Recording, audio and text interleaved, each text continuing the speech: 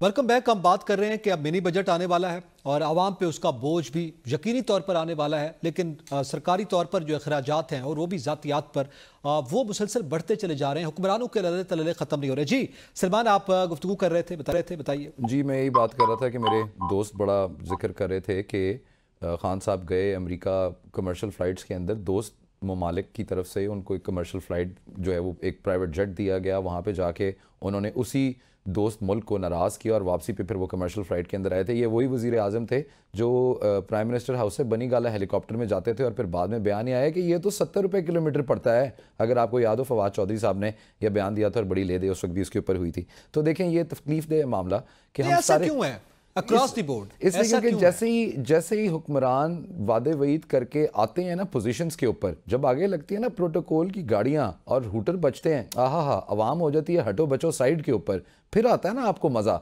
ये तो देखें वो हाई है जिसके लिए लोग दौलतें दे रहे हैं, पैसे खर्च कर रहे हैं just to enjoy that privilege of living in Pakistan. And the moment you take this privilege away, जैसे ही आप कुर्सी से ये जो सारे शशके और मज़े हैं इनको दूर करेंगे, ये हुक्मरान एमएनए बनने के करीब भी नहीं फटकेंगे। इसी चीज़ के तो पैसे हैं, इसी चीज़ के लिए तो ये सारी इन्वेस्टमेंट है कि आपको प्रेफर ट्रीटमेंट मिले, कि आपके रिश्तेदारों को प्रेफर ट्रीटमेंट मिले, कि आपके अगर घर अजीज़ो कारिब कोई बीमार हो जाए तो उनको इलाज मुआवजे के लिए आपको सारी चीज़ें बाहर निकलें। तो ये माले मुफ्त देले बेरहम तकलीफ दे सूरत हाल है सबके लिए, और नहीं ठीक होगी ना ये कौम ना इस मुल्क की इकॉनमी जब तक आप पैसे नहीं बचाएंगे। ये हम सबको पेट के ऊपर पत्थर बांधने पड़ेंगे। आज बांधें, 5 साल बाद बांधें, 50 साल बाद बांधें, नहीं करेंगे तो यही मामलात जिस तरह हैं ये इसी तरह चलेंगे। ठीक है, हुक्मरानों को भी पेट पे पत्थर बांधना होगा और आवाम को एक और पत्थर बांधना होगा ना, मतलब तैयारी कर लो तुसी आ रहा है बजट। जी बिल्कुल, थोड़ा आगे बढ़ते हैं। जी बिल्कुल, उसी की बात कर रहे थे। इमरान, मैं आपसे जानना चाहता हूँ, ये असद कैसर साहब ने जो बात की है कि ट्रंप के आने से हम किसी को मुदाखलत की इजाज़त नहीं देते, और आपको पता है ट्रंप की कामयाबी के बाद ये बहस यहाँ पाकिस्तान में तो बड़े ज़ोर शोर से है और सोशल मीडिया पे भी की जा रही है। उन्होंने कहा हम तो वो आएँ या ना आएँ, हम किसी को मुदाखलत की इजाज़त नहीं देते। लेकिन दूसरी जानिब जुल्फी बुखारी साहब कहते हैं कि ट्रंप साहब जो हैं वो नर्म गोशा रखते हैं पीटीआई के लिए, और ज़ाहिर है वो मनाने के लिए पीटीआई की रिहाई के लिए बात करेंगे। आप क्या समझते हैं ट्रंप पर पीटीआई की क्या पॉलिसी है? देखें, पीटीआई के दो मुख्तलिफ बयानिए हैं इस वक्त, ये बात हमें माननी पड़ेगी, क्योंकि जो लोकल बयानिया है वो तो अमेरिका मुखालिफ बयानिया था, और जब से ये साइफर आया है और उसके बाद जो डेवलपमेंट्स हुई, वो सारा टोटल इमरान खान की जो मुहिम थी वो सारी साइफर के हवाले से अमेरिका मुखालिफ एक मुहिम चलाई गई। वो कि उन्होंने पहली अपनी स्पीच में अमेरिका का नाम नहीं लिया था, लेकिन बाद में जैसे जैसे चीजें अनफोल्ड हुई वो सारा कुछ अमेरिका की तरफ गया।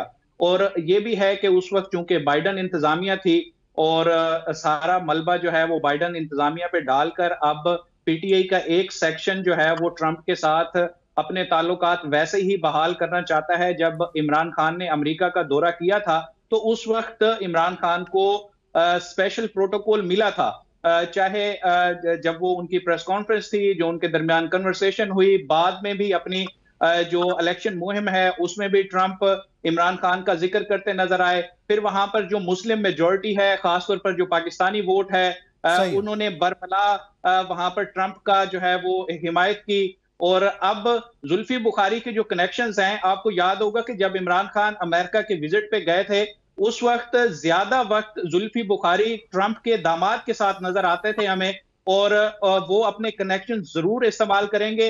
बाकी एक बड़ी पाकिस्तानी कम्युनिटी, बिजनेस कम्युनिटी जो है वो भी अपना असर और रसूख वहां पर इस्तेमाल कर रही है। लेकिन लोकल बयानियों को टैकल करने के लिए मुझे मुकम्मल करने दीजिएगा कि लोकल बयानियों को टैकल करने के लिए, लोकल बयानिए को टैकल करने के लिए ये असद कैसर है या जो बाकी मौजूदा क़यादत है यहाँ पर, उन्होंने इस तरह की स्टेटमेंट्स देनी है, क्योंकि कल से राना सनाउल्लाह हो, ख्वाजा आसिफ हो या दीगर नून लीगी क़यादत जो कि इस वक्त एक बयानिए की तलाश में सरगर्दा हमें नजर आते हैं, उन्हें यह सुनहरी मौका मिला है कि अब चूंकि ट्रंप के हक में इमरान खान और पीटीआई बोल रही है, तो फिर हमें इस चीज को कैश कराते हुए अपना जो पब्लिक सेंटिमेंट है इल्जाम आयद किया जाए। ठीक है, ठीक है, आप कह रहे हैं कि वो फिर वो मुदाखलत की बात कर रहे हैं ना कि जनाब हमें कहते थे मुदाखलत। अच्छा, थोड़ा रिजवान, आप क्या समझते हैं, क्या जुल्फी बुखारी इस दोस्ती से फायदा उठाएंगे?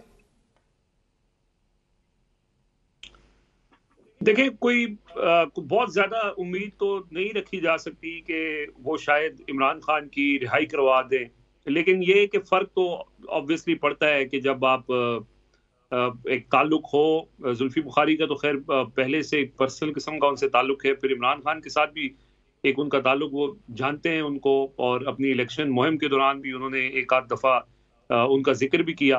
तो इसमें तो कोई शक नहीं है कि उसमें तब्दीली तो जरूर आएगी, लेकिन क्या वो ये कहेंगे कि जी इमरान खान को रिहा कर दें, या पीटीआई के कहने के ऊपर, या वहां पे जो जितनी भी लॉबिंग तहरीक इंसाफ के लोगों ने की है, और जाहिर है कि पीटीआई के हामियों ने उनकी इलेक्शन कैंपेन के अंदर बड़ी सपोर्ट की है, बड़े पैसे खर्च किए हैं, और इसीलिए किए हैं कि वो उनके ऊपर कुछ थोड़ा सा अपना असर और रसूख इस्तेमाल करें।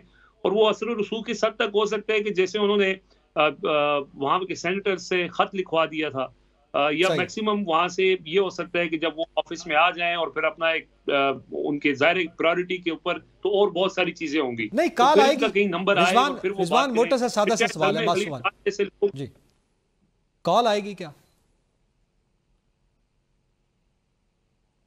जी रिजवान, सॉरी मैंने कहा क्या कॉल आएगी फिर? क्या हम अल्टीमेटली क्या कह सकते हैं? देखिए, कुछ कह नहीं सकते कि कॉल आएगी। हो सकता ठीक। है ट्रम्प अनप्रिडिक्टेबल है, हो सकता है कि वो कॉल पे कह दें या डायरेक्ट बात कर ले, लेकिन ऐसे होता तो नहीं है नॉर्मली। जो अगर स्टेट टू स्टेट कुछ उन्होंने रिलेशनशिप, ठीक है। करना भी है तो उसके लिए मैक्सिमम वो बैकडोर को बात कर सकते हैं। कोई जाहिर है कि बहुत सी चीजें बैकडोर भी हो रही होती हैं, तो ठीक एक है फर्क जरूर पड़ेगा। और इमरान, देखें, इसमें मैं सिर्फ क्विकली ऐड करूं कि जो इमरान जी। खान का रद्द-ए-अमल इसके ऊपर आया है, उन्होंने आज उनके जो कल वुकला से उन्होंने बात की, रिपोर्टर से बात की, उसके अंदर उन्होंने ये कहा कि हमें जो उम्मीद ये है कि वहां पे अगर हमारे हक में कोई नहीं है तो कम से कम हमारा मुखालफत में नहीं होगा। जिस तरह से पिछली हुकूमत जो थी, जो बाइडेन इंतजामिया थी, वो तो ठीक है, बिल्कुल इमरान खान का फोन उठाना भी उन्होंने अगेंस्ट थी। पसंद नहीं तो यानी किया। एक न्यूट्रल जो है वो होप की जा रही है कि न्यूट्रलिटी का उनसर जो है वो नुमाया होगा। कंबर, आप क्या समझते हैं? एक जानिब तो ये मामला है, जाहिर है ट्रंप की कॉल आएगी नहीं आएगी, ये बड़ा सवाल उठाया जा रहा है। दूसरा, 9 नवंबर को जो सवाबी में जलसा होने जा रहा है, उससे क्या नतायज अक्स कर सकते हैं आप? क्या वहां समरबार हो पाएगा, नहीं हो पाएगा, और आइंदा की क्या हिकमत अमली देख रहे हैं पीटीआई? देखिए, 9 नवंबर वाले मामले पे मैं बाद में आता हूं, लेकिन ये ट्रंप वाला मामला बड़ा इंपॉर्टेंट है। यूएस के पाकिस्तान से ताल्लुकात दो तनाजुर में देखे जाते रहे हैं। एक तो स्ट्रेटेजिक लिहाज से, क्योंकि एक सिक्योरिटी के हवाले से यूएस को हमेशा पाकिस्तान की जरूरत रही है, अफगानिस्तान के अगर उसे लेंस से देखें तो।